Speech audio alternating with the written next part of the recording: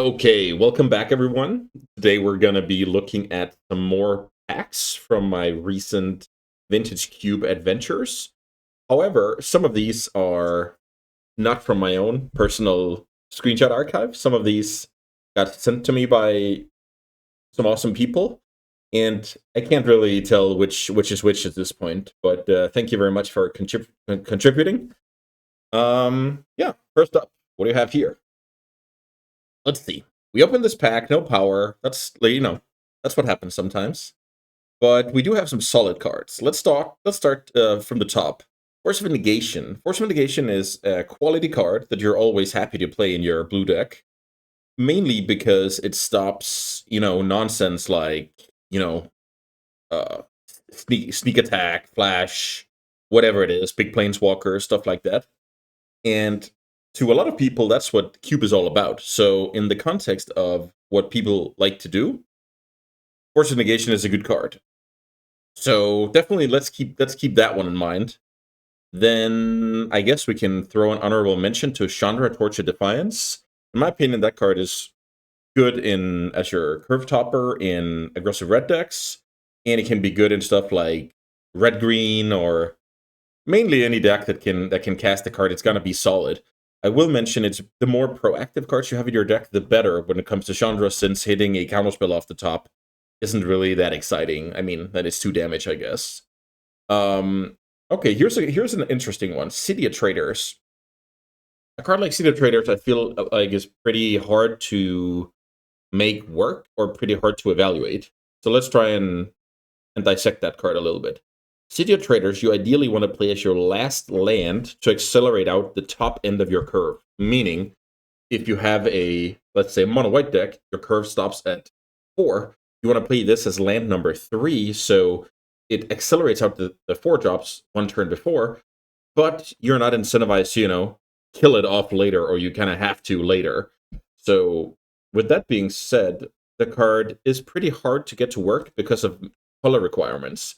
Imagine you're playing a 2-color deck or a 3-color deck. You play City of Traders as your third land, but you only have 2 of your colors already in play. That can make for some awkward stuff post City of Traders. However, sometimes the immediate mana boost of +1 mana is worth it, kind of like a, let's say, Spirit Guide or Lotus Petal.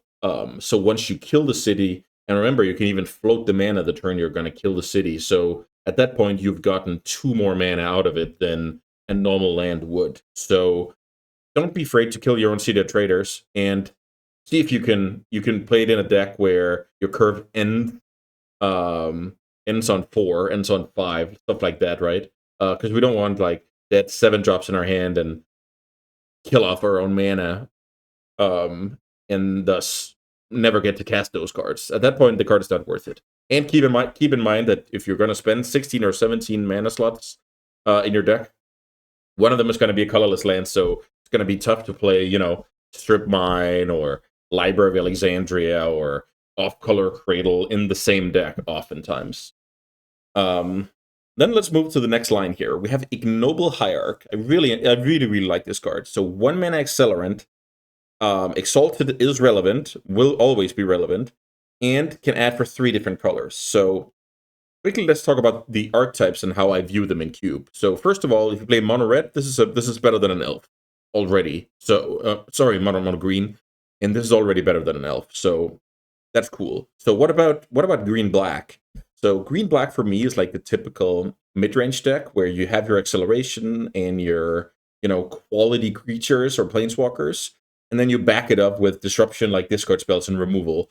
I think that strategy is very solid. You give yourself game against aggressive decks with unfair decks with disruption. You give yourself game against aggressive decks with removal and chunky creatures. Perfectly fine.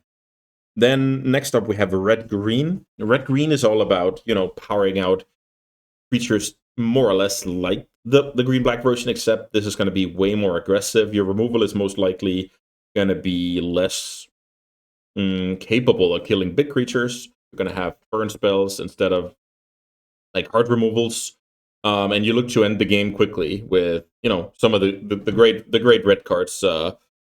Bombardier, Gut, the dragons at 5 mana. the Raptor at 4 mana, stuff like that, right? So Ignoble Hierarch, super strong. Then we have a Triome. Triomes I really like. They allow you to stay open. They pair well with fetches. And there is some kind of friction where you can end up with too many Triomes and be very weak to, assertive, aggressive strategies. But just keep an eye out for that, and you'll be fine. For this color combination specifically, I mean, I like it. Jeskai, whether you end up, let's say, blue-red or blue-white or even Boros, that card is going to have some value. And then the last card I want to mention is Lore Unrevealed. Lore Unrevealed is, as I've talked about before with Troll, I view it as a fetch land with high upside. So this card will draw you 3 cards in a pinch. I don't know the exact percentages. I would guess like 1/3 of the time this is going to be a draw 3, which is going to be solid. So you're picking this card up for the flexibility. Fixing your mana, drawing 3 cards, and pitching to a force. I guess that's way less likely with one of the forces already being in the pack. Lore Unrevealed, you can never go wrong with that card. So what's the verdict here? For me, I want to pick up the Ignoble Hierarch here. I think I really enjoy being proactive in this cube. And the cool thing about that card is we can kind of see what colors are open. Whether we pair it with black or red or nothing. And kind of go from there. It's really a premier accelerator. So yeah, Ignoble Hierarch is my verdict for this pack. Very, very cool pack to discuss because you can realistically pick 4 or 5 cards out of it. All right. Let's try and move on to the next. All right, so what do we have here? Let's me quickly enlarge it a little bit. This pack is cool. This is from someone else on Twitter who tagged me, and I think this is a very, very good pack to discuss.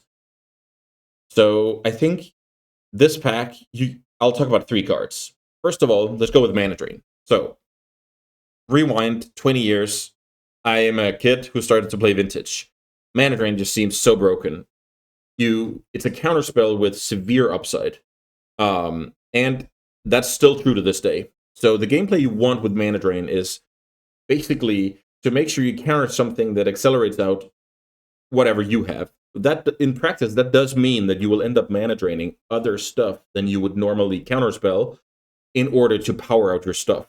So it's contextually a less effective counterspell, but you obviously have the power to not counter stuff. But I'm just saying, you're on the play, you want to counter their 2-drop so you can play your 5-drop on turn 3. So that's definitely worth it. It is an upside, no doubt about that. So just be careful that you kind of weigh it wisely, I would say, whether to counter or not. That card is very, very strong, still is.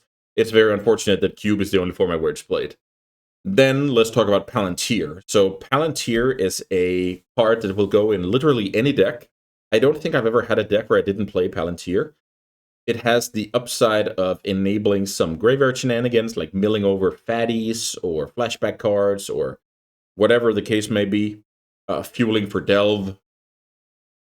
And at some point, which is usually after after the 2 counters are on it, I would say this just becomes a kind of delayed for Action Arena, but you get selection, so it's pretty awesome. This becomes a draw engine. So solid card in any deck, and that has a lot of value. You pick a card, we've talked about it before. Could be Dismember, could be Strip Mine, could be Getaction Probe. We play those in any deck, so that holds a lot of value. It is way lower power level than Mana Drain, though, so we have to keep that in mind and weigh our options. The third card I want to talk about here is Gut True Soul Zealot. So this is a card that's kind of hard to evaluate, especially if you're not an aggro specialist. So you play this on your first main phase, 3 mana, play Gut, you attack, and then you kind of get a choice. You get a trigger. If the attack was what I call a suicide attack, you can sacrifice that actual creature to make into a 4/1 skeleton with Menace, which is very, very powerful because that requires a double block or removal spell. And at that point, your opponent's going to be let's just imagine you get 1 hit in with Gut. They have a removal spell on their turn. They probably have to kill the Gut, so the skeleton keeps going. That's really what I like about this card. Gut True Soul Zealot is a premier aggro card, in my opinion, because this is the biggest reason. It breaks up board stalls where you couldn't attack previously. before Gut resolved. Your opponent can have, 3 creatures. You can have 3 creatures. You can't really get anywhere because your creatures are typically worse than the opponent's. But all of a sudden, Gut enters the party, and you can kind of work on your opponent's board. Add in the fact that there's numerous, cards that creates treasures, cards that create clues. We have Moxes, we have Mana Vault, Grim Monolith that already ran their course, etc., in the cube. And Gut is just never going to be a bad draw. I really, really like that card in any deck that's looking to attack, basically. I have seen some, very controlling, let's say, blue-red decks where Gut didn't make the cut, but I would say 9 out of 10 decks with red mana, if not more, will play Gut and be very, very happy about it. So what's the verdict? My verdict here is that I'm going to pick up Gut, True Soul Zealot, and I pick it over Mana Drain and over Palantir. I enjoy attacking a lot, and it's a strategy I keep winning with, so I'm definitely gonna continue down that path. All right, let's see. Is this the last pack? Yeah, this is the last pack. Okay. So, last pack of this video. What do we have here? We can start with Mystic Confluence. Mystic Confluence is a quality blue card. You want to get into a spot where you counter the opponent's spell to draw 2 cards. That is a 3-for-1. It's the same if you draw 3 cards. So this is a 3-for-1 at 5 mana, though. So this is basically one of the most expensive cards in the cube that you plan on hardcasting, when you think about it. Other cards I could think about was stuff like Coveted Jewel, but that can be tinkered or workshopped or academied out. You have Grave Titan, but that can be reanimated. You have a Traxa that can be cheated into play in various ways. I think this is one of the most expensive cards. I guess Time Spiral, but that kind of buys back your mana, so it's a kind of different beast. But this is one of the most expensive cards in the cube that's still good. Mystic Confluence, I'll be happy to play in any blue deck, and then my game plan will be trying to get to that point without dying. So I want to prioritize cheap removal. I want to prioritize cheap creatures, discards, counters. I want to get to that point and turn the corner with Mystic Confluence. The second card I want to talk about in this pack is Currency Converter.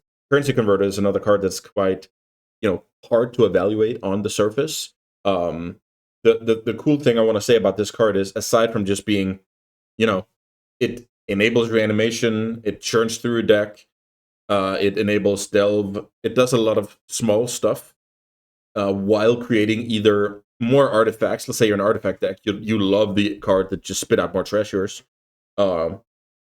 or you can spit out the 2/2s. And then there's this cool first lines of text here. Whenever you discard a card, you may exile that card from your... No, that's not what I'm talking about. Whenever you discard a card... Yeah, exactly. Whenever you discard a card. Got confused there for a second. So this will trigger on other ways to discard. Activate your Liliana. This triggers. Play Highway Robbery from this pack. Currency Converter triggers. Play Wheel of Fortune. Currency Converter triggers. You get Thought Seized.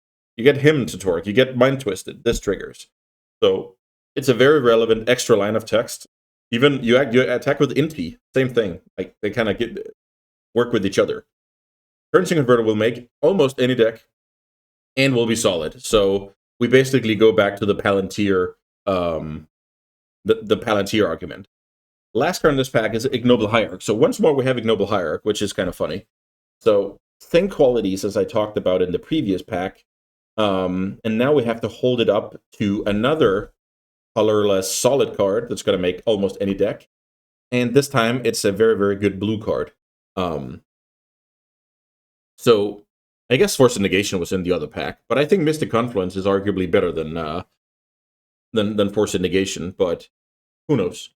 So once more, we have to make a tough decision here. So my logic is to take the Ignoble Hierarch again. I simply like the upside of being aggressive, being proactive, and kind of let the opponent worry about me.